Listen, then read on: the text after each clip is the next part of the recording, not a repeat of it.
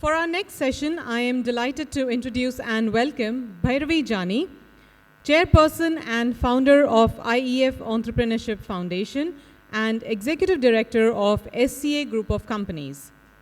A fourth-generation entrepreneur, developmental enthusiast, and an avid philanthropist, Bhairavi is now also a first-time author with the book Highway to Swades, Rediscovering India's Superpowers, which revolves around the 12 superpowers of the people of India and how they can be called to action for the development of the nation.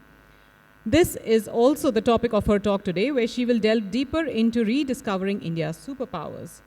Joining her on stage after her keynote will be Sanjay Arora, CEO at ANS Digital.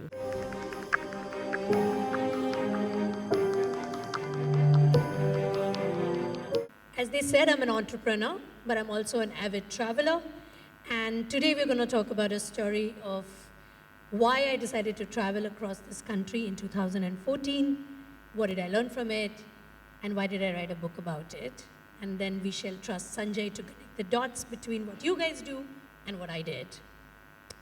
So, very simple, 3 bullets. Why the journey itself, and what are the learnings. This is a quote by Mark Twain. Many of you may have read it before. And Mark Twain actually was really right at the bottom of the travelers that had come to India. India had been getting travelers to come and explore it, to learn for different purposes since 10th century, 9th century, 5th century BC. One of the most prominent ones we remember is Huan who came from China, but there was also Barbosa, there was also Ibn Battuta. And in 2014, when I was sitting with a friend of mine who's an Indologist by passion, but an innovation expert, we were really talking about these fellows, who came from thousands of miles. I mean, think about Huan. He walked across the Gobi Desert, crossed the pyramids, crossed the Himalayas, went all the way to Central Asia, all the way then from Kandahar into India. Why would someone do that? Like, what was so special about this place, which we called home, but it made them actually go for miles and miles and months, taking treacherous, life-threatening journeys to come to this country. Mark Twain summarizes it in beautiful English, but if you really look at Ibn Battuta, or even for what Huan Sang wrote later on, they really captured India at a particular point in time. So, for example, Huan Sang, when he came here in 6th century AD, and Ibn Battuta much later in the 14th century, and of course Mark Twain in the late 19th century. What they were really doing is what we already know, and what you also do a lot in communications, is applying different sets of communication systems and knowledge and learning systems. And the chief among them was the Pratyaksha. Pratyaksha is basically what you've been talking about all through the morning, which is your authenticity, your presence.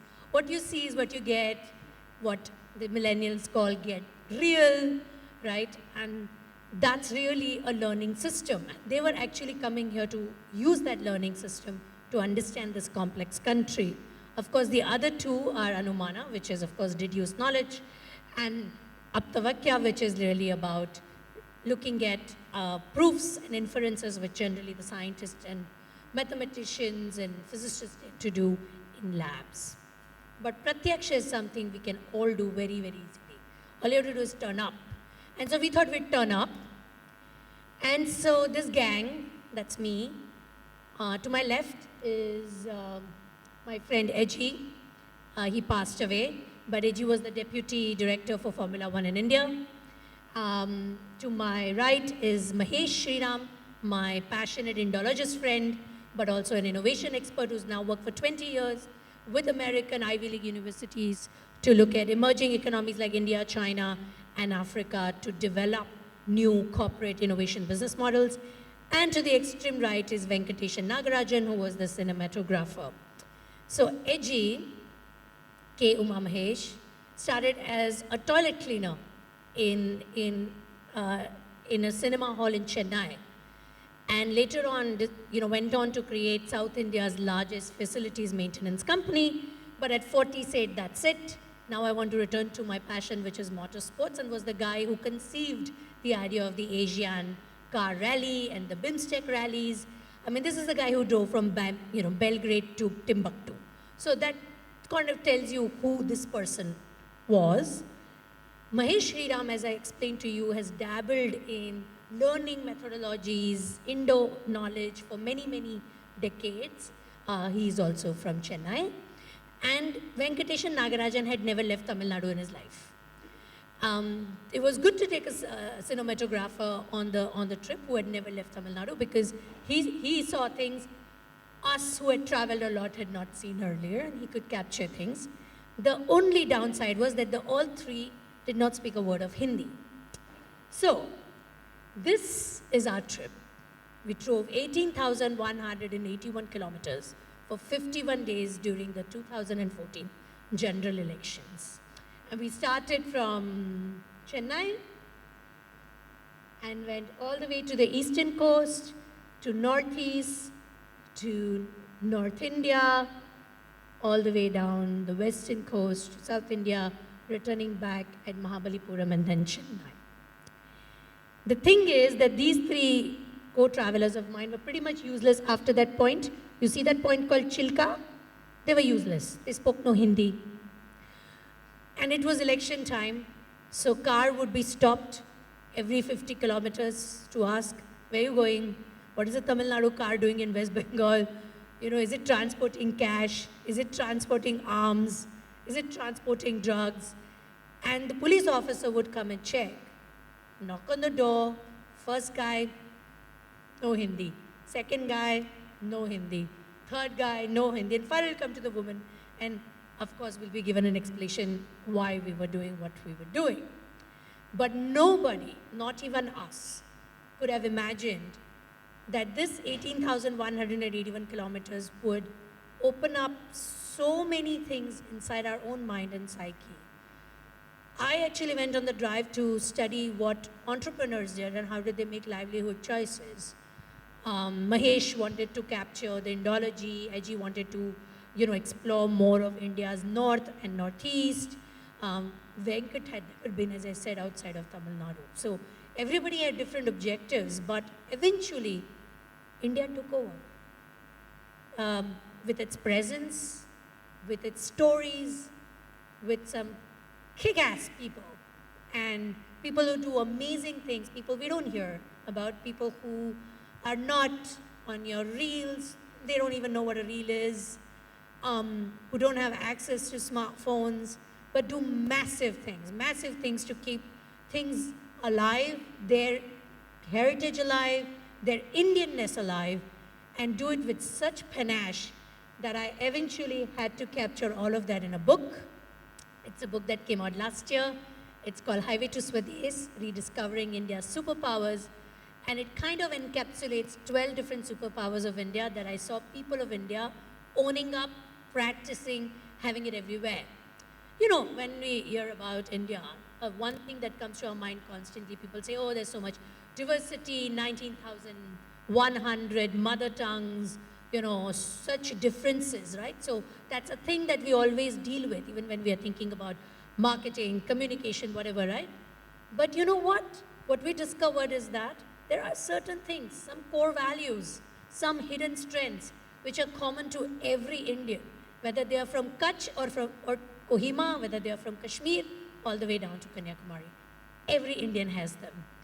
Every Indian exercises them in their own way, shows it, practices it. And when we focus on these 12, we speak directly to what they are as people. So communication becomes very, very simple, because then you know who the other person is. You know where they come from, where they stand. And I thought, I didn't write the book because I'm not a communication professional, I'm an entrepreneur. But I wrote the book basically to tell people that as wonderful it is to celebrate our diversity, it's also important to celebrate what binds us together. What are the threads that weave our fabric together? Why doesn't this country just fall apart? Is a question a lot of people ask. And it doesn't fall apart because there are common set of values that we all all of us hold to dear. It defines our lives. It's part of Indianness. It's part of who we are, irrespective of faith, race, religion, caste, region, language we come from or speak. So I just wanted to, bring that out to everyone. The book is doing decently well. If you like what you hear, you can pick up. I think they have some copies up front. But in essence, all I'd ask you to do is, if you truly want to communicate about India, you want to communicate to Indians, then the only way to do it is get in a car and go out there and meet those very people whose stories need to be told, or to whom you want to tell stories about your brand and your products. I'll stop here. Thank you very, very much. Over to you, Sanjay. Thank you so much, Bhairavi. As always, it is always a pleasure speaking to you. And it's a great privilege because most of the people over here, sitting over here, are communication professionals. There are a couple of things, and you've gone to this, when you showed that map out over there, I was a little, 18,000 kilometers on that map look very, very different. Then we just say 18,000 kilometers like that, and when you show it on the map over there, it looks really different. So pictorially, when you are showing something vis-a-vis when you read it in the book, it's a large difference out over there.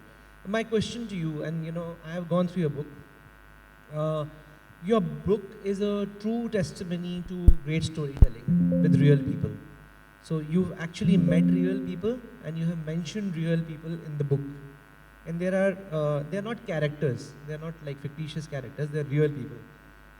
How many of these people are you in touch with and still seeking insights from their life? All of them. It is incredible. I met, as a woman entrepreneur, for example, I had this notion about, and it is hard for women entrepreneurs, I wouldn't say it's easy, but I sort of had this notion that, women and, there are special challenges and ecosystem issues around it. And I went with that mindset, and it was broken on the first day. We drove from Chennai into Tirupati, and we went to downtown Tirupati at 10:30 p.m. at night after we had finished visiting the temple, meeting the CEO of the Tirupati Devasthanam, understanding how this administration is run in a modern way, but respecting spiritual and religious traditions. And when we entered downtown Tirupati, we went to eat at this Naidu food kitchen called Reddy Amma. If anybody, next time you're in Tirupati, you must go to Reddy Amma's kitchen. It is the best Naidu cuisine. I'm a vegetarian, but the non-vegetarians would even love it more. And it's a little eatery, right? It's like a smaller even than an UDP, right? It's just benches, you eat on that. And there is this lady who runs it. Her name is Reddy Amma. Reddy Amma is about 65, then now there must be more, right? And still runs the eatery, by the way. And, I entered and she was sitting right at the entrance of it. And there was no parking in that area. So we asked her, one of them spoke Telugu, so we asked her, where do we park the car? And she said, oh, just park here. And, my friend tried to say that, but it's no parking. Police may, have a problem. You park here. The confidence with which she said, no, you're my customer, you park here. Then we got into the eatery and I asked her, I said, but you only have men working for you. Why not women? So she said, oh, these poor men, they also need some work. And I was, zapped, right? Because her attitude to gender was very different than attitude of gender that a lot of women entrepreneurs in urban India have. And then, she gave the food and we ate. It was delicious. It was only 20 rupees for a whole thali. And so price performance was great quality. And I asked her going, I said, but you don't need to do this. You can get so many pensions, you're a widow, you can get money. So no, my sons work, her one son worked in Hyderabad, one son worked in Chennai, in big corporate jobs. She refused to move in with them. And she refuses to even wait in a line for any pension. So the way she answered this was, I'm not going to wait in line to get something from the government. I'll give money to the government, right? And I run the show. And I thought, all these ideas we have about age and gender bearings. She didn't have any. From there, a couple of days later, we drove into, from Araku, which is in the Eastern Ghats, we were driving to Odisha from there. Actually, we wanted to go to Chhattisgarh, but then there were some issues with mines that the Naxals had put in, and we had to return back. So we were going through those jungles in the Eastern Ghats, and there was this tribal market of this Bhumya, Paroja, and Gond women. And of course, you ask them, have they heard of a concept called entrepreneurship? Nada. Do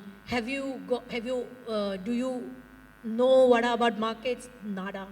But hey, they came at 9:30 in the morning, and by 1 o'clock, everything they had brought was sold. So I came back and told my sales guy, ye karke dikhao. Because these women are so sharp, right? They knew exactly what to get to the market. They come twice a month only. They knew which customer was going to turn up. They knew how to sell. And they brought similar products. So like there are 50 women selling the same BD and the same forest produce. And yet every one of them was able to sell. And it was incredible to see them helping another woman whose stuff had not sold out yet. Like pushing the buyers to say, you pick up her stuff also. And I thought that their sense of camaraderie, if this was an industry, their sense of togetherness, their idea, their precision about what is going to sell, at what price. And I thought they were entrepreneurs, and it really broke my fundamental biases about what is an entrepreneur. And it led to the work I do in the IEF Foundation, which is to go to small towns and villages and train people to be entrepreneurs. Wonderful. In your slide, you mentioned something relating to pratyaksham, okay? And I think when I was going through that slide, the whole Upanishad came in one particular slide. That's what I felt. Because there's a beautiful saying that pratyaksham kim pramanam. You don't need a praman to be pratyaksh. And you beautifully captured over there. So my next question to you is, real people, real stories, and each of them holds a superpower. You just spoke about that.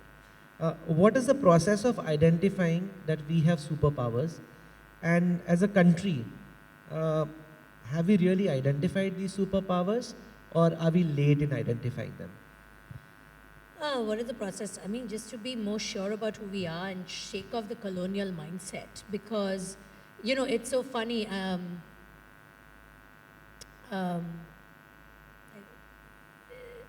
global reporter, I don't want to name him, Chalo, I'll name him, Farid Zakaria. Farid Zakaria, who is your hold behold in geopolitics, right? People will look to him to write, wrote a piece on his Twitter handle a couple of months ago, which basically said that, all these Eastern cultures, when later on, when they discovered through Western colonization, inclusion and openness and democracy, and I laughed. Because I said, Farid, what were you doing at Cathedral and John Cannon? I don't know. But let me tell you the truth. And the truth is that India was inclusive way before anybody came. They wouldn't have been even able to come here, settle down, practice their faith, propagate them, if we were not inclusive, right? So first and foremost, this notion that we have that the West is always right needs to be dumped in a non-recyclable bin. Don't recycle it, please. Okay, it's not worth it. I think we have to know who we are. And I cited to him many examples, which are also in one of the superpowers in the book is, the power of inclusion. You, for example, had people, as back as Adara Shikho, for example, writing a book called Majna al-Bahrain, which is the meeting of the two seas of his treatise on meeting of the Vedantic thought, the Advait Vedantic thought in the Sufi Islam. You had, Ibrahim of, Deccan writing a book on the Nav Rasas, the nine Rasas of the Indian classical thought, and dedicating the opening to Goddess Saraswati, saying, Ibrahim, your devotee, please bless him with this endeavor. Kabir came later on, even before that, right? St. Thomas wouldn't have been able to land on the Malabar coast and walk all the way across. Even today, all 12 dominions of Christianity are practiced in India alone. So I think we sometimes, and then Pew did a survey, by the way, all these stories, if this sounds like hyper-nationalism, which I don't think there's anything like that, nationalism is nationalism. But I will say this, that Indians in every corner, if you travel and you meet them pratyaksha, they're very proud of who they are. They're very poor, they're very backward than us, far less privileged, but they're much proud of their Indianness than we lot are. We've got something to learn from them, of course. And I think that's why we don't understand how voting happens in this country, because we haven't really understood what matters to people en masse say. But coming back to that point, the way to identify is to sort of say that, listen, why is this working the way it's working for these many thousands of years? Governments have come and gone, right? There's a reason why this truth works for India. China may have its own truth. Turkey may have its own truth. I do not deny them their truth. That is the whole idea of Vasudhaiva Kutumbakam. We don't deny anybody their truth. But that does not mean we have to be apologetic about our truth. And I think for many, many years we've been apologetic about our truth. And we need to stop doing that. I am not from one end of the political spectrum or the other. But I do think that that shift is a welcome shift, to not be apologetic about our Indianness. Minute you drop it, India will open up to you like it did for me. So your book reflects all the whole country over there and the real people out over there. Should we consider our 12 superpowers as a magic potion for the new Bharat that is getting created? Yes. I mean, why would you deny your own powers to yourself? I would say, go find 12 more. Maybe I missed something, because there is so much out there. There's power of enterprise, there's power of heritage. I will tell you the story about Lawrence Koch from Arunachal Pradesh. This guy, and it's a story both of the power of community he has, because I believe Indians have that, but also the power of heritage that he so, it's so strong that it transcends language as well as religious sentimentalities for this young man. He is a Christian, born as a Doni Polo worshipper, so from an Apatani tribe in Zero Valley in Arunachal Pradesh. And when I was interviewing him, there was a little furnace lit. Apatani homes have a traditional fire around which you cook. We were in his hut. And I was asking him, and he said, so Lawrence, what do you do? He also he's a tour operator also. So I said, Lawrence, what do you do in your free time? He said, I am the chief volunteer worker for the world's tallest shivling. I said, what? I said, what are you doing being chief volunteer worker? So then he told me the story that a couple of years ago, before we had visited, a laborer had discovered an entire Lingalayam just outside Zero in a village called Korbo. And post that, these villagers who are not Hindus, right, who are either Christian or Doni Polo or nature worshippers, went and found Hindu priests, brought them to see what they had discovered, and then, hold your head, went to Somnath, went to Jain, went all the way to Rameshwaram to understand what had been discovered in their community and its importance, and got 108 priests from Rameshwaram all the way to Korbo in Arunachal Pradesh to resurrect that ruin back to as a temple. It is now a Siddheshwarnath temple, and he, a tribal boy who practices Doni Polo traditions but goes to church, is the chief volunteer worker for that Hindu temple recently. Beautiful. That's so lovely. We have a lot of people sitting over here, and I would want you to recommend, and while they'll read their book, your book, I would want you to recommend 3 superpowers that each of us as communication and reputation custodians should have with us. Power of individual. India thinks, breathes in unitized form. It's in the book. You have many marketing stories. Asian Paints Mera Wala Cream is one of a very shining example. But Kelvin Care's 1 rupee shampoo sachets is another example. India thinks individualized way. And so when you communicate with individual agency, it hits home, which is why Jan Dhan Yojana works, which is why Aadhaar works, which is why, by the way, Indian elections work. Because it gives every Indian the right to exercise their individual agency. So any communication that inspires or instigates or facilitates individual agency and speaks to that power of individual will work. Second is power of community. So as individualized Indians are, they have great respect for the community that they come from. The power is very important, the collective is very important, and therefore, when you speak to the collective, if you speak of it in a way where the collective is the strength from which the individual emerges, then there is a great merit in, Gandhi did it all the time, if you think about it. And, the power of communities everywhere from, in your buildings you must be having little communities, your Ganpati, mandals, to your prayers in mosques on Friday, to what we see during Ramzan in, right around the corner here in Bindi Bazaar. It's all power of community. So if you understand that Indians love to belong to something larger than themselves, then while exercising their individual agency, it really allows you to connect the dots, I think. And I think the third power is the power that is closest to my heart, which I don't think we have done enough about, which is the power of assimilation. And let me explain what that power is. That power really is to take something from somewhere and make it completely our own. It's in how we are dressed today, for example, right?